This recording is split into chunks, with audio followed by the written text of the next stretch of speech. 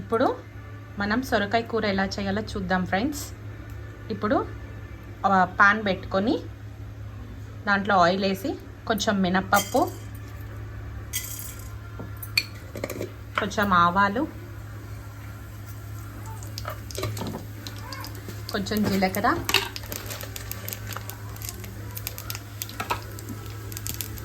మా అమ్మ చాలా బాగా చేస్తుంది ఫ్రెండ్స్, నాకు చాలా ఇష్టం ఈ కర్రీ.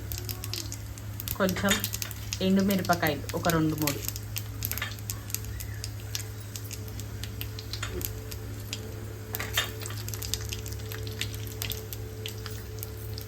ఇప్పుడు దీన్ని పోపు కొంచెం వేగాక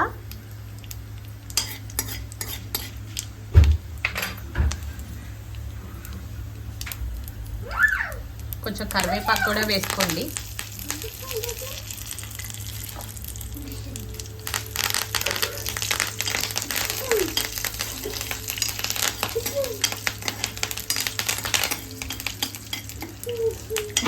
తర్వాత సొరకాయ ముక్కలు, ఉడకబెట్టిన సొరకాయ, అదే ఆనపకాయ సొరకాయ అంటారు కదా, అలా అది వేసుకోవడం.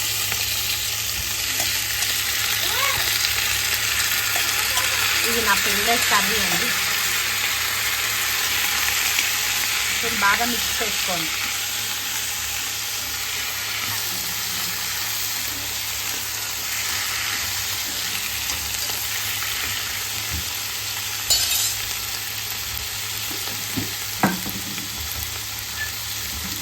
చేసుకున్నాక కొంచెం తగినంత సాల్ట్,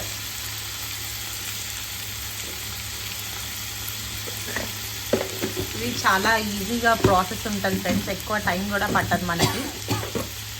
తొందరగా ఆఫీస్ వెళ్ళే వాళ్ళకి చాలా బాగుంటుంది, ఫాస్ట్గా అయిపోతుంది. కొంచెం షుగర్, ఒక 1 స్పూన్ షుగర్, 1 స్పూన్ సాల్ట్ వేసి మిక్స్ చేసుకోవడం.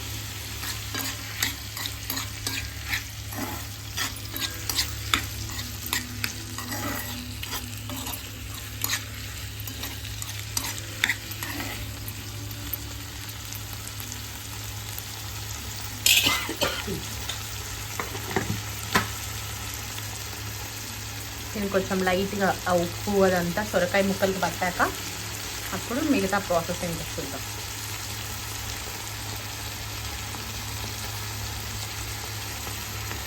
కొన్ని పాలు పోయాలి, ఎందుకంటే సొరకాయ పాలు వేసి కర్రీ కదా, ఇది చాలా ఫాస్ట్గా క్విక్గా 5 to 10 minutesలో అయిపోయే కర్రీ.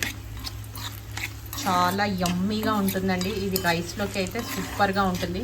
చిన్న పిల్లలు ఎవరు ఉన్నా సరే వాళ్ళకి కూడా ఇది చాలా టేస్టీగా ఉంటుంది. పెట్టండి ఫ్రెండ్స్, చాలా బాగుంటుంది ఇది.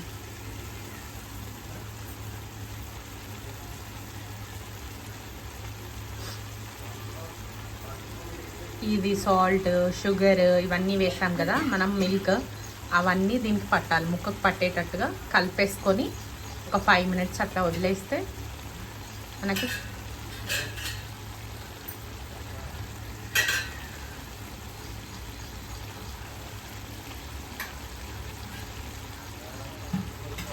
చూడండి ఫ్రెండ్స్ ఎంత బాగుందో.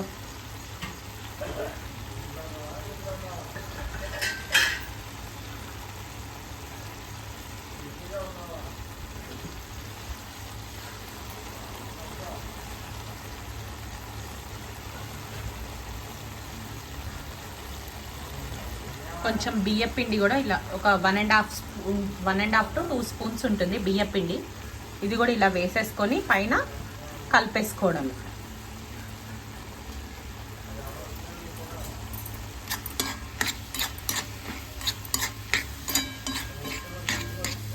ఇది వేసేసి కలిపేసుకొని ఒక 2 minutes అలాగే ఉంచేస్తే మన కూర రెడీ.